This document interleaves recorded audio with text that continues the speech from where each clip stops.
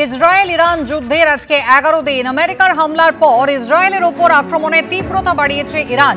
ইসরায়েলের রাজধানী Tel Aviv, Haifa সহ ইসরায়েলের একাধিক শহরে বোমা বর্ষণ।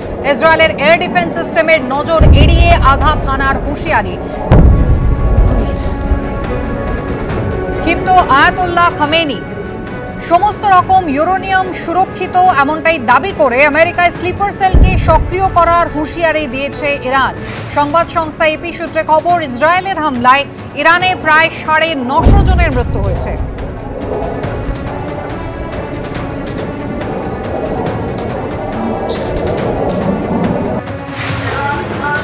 কর্নেল পৃথ্বীরঞ্জন দাস আমাদের সঙ্গে রয়েছেন আলোচনায়। আমি প্রথমে কর্নেল দাস আপনার কাছে যেটা জানতে চাইব, একটা হচ্ছে যে ইসরায়েল এবং ইরান একেবারে সমরাস্ত্রের লড়াই সেখানে চলছে, ক্ষেপণাস্ত্রের লড়াই সেখানে চলছিল। আমেরিকা যেখানে ঢুকে পড়লো, প্রবল শক্তিধর আমেরিকা ঢুকে পড়ার পর গোটা ডাইমেনশনটাই কিন্তু বদলে গিয়েছে। এই মুহূর্তে ভারতের অবস্থান, যেটা প্রাথমিকভাবে আমাদের সকলের কনসার্ন।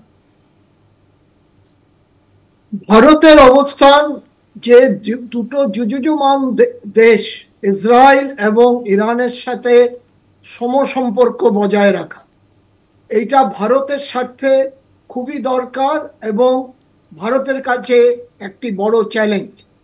এখনো পর্যন্ত যে সম্পর্কের আমরা দেখতে পাচ্ছি, দু দেশের সাথে ভারত সম্পর্ক ভালো রেখেছে।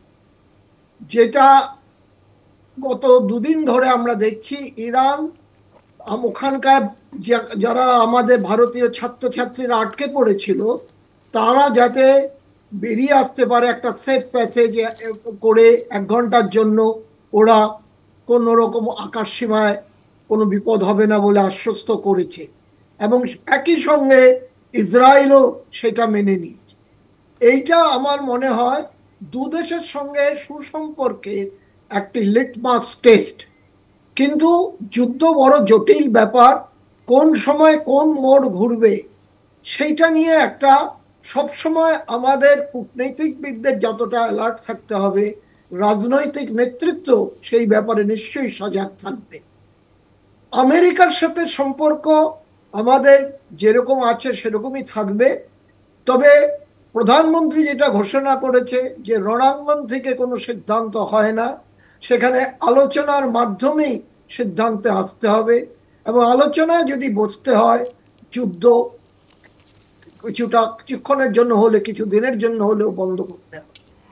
তো এখন দেখা যাক, আমাদের কাছে একটা সবচেয়ে বড় চ্যালেঞ্জ হচ্ছে কয়েকটা। একটা হচ্ছে আমাদের ওইখানে যারা ভারতীয়রা আটকে আছে তাদের নিরাপদে ফিরিয়ে আনা। ইসরায়েলেও আমাদের প্রচুর ভারতীয় গেছে, ইদানিংকালে ইউপি এবং গুজরাট থেকে কয়েক হাজার শ্রমিককে ওরা রিক্রুট করে নিয়ে গেছিল। তারা যদি সেখানে নিরাপত্তাহীনতায় ভোগে, সেখান থেকে তাদের ফিরিয়ে আনা, ইরান থেকেও ফিরিয়ে আনা।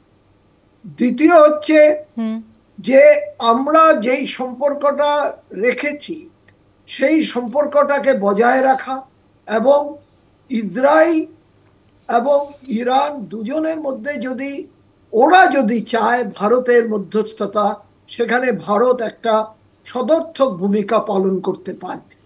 কারণ ভারতের অর্থনৈতিক সমস্যা, অর্থনৈতিক গুরুত্ব এবং সামরিক গুরুত্ব দুদিক থেকেই এই দুটি দেশ আমাদের কাছে অত্যন্ত গুরুত্বপূর্ণ।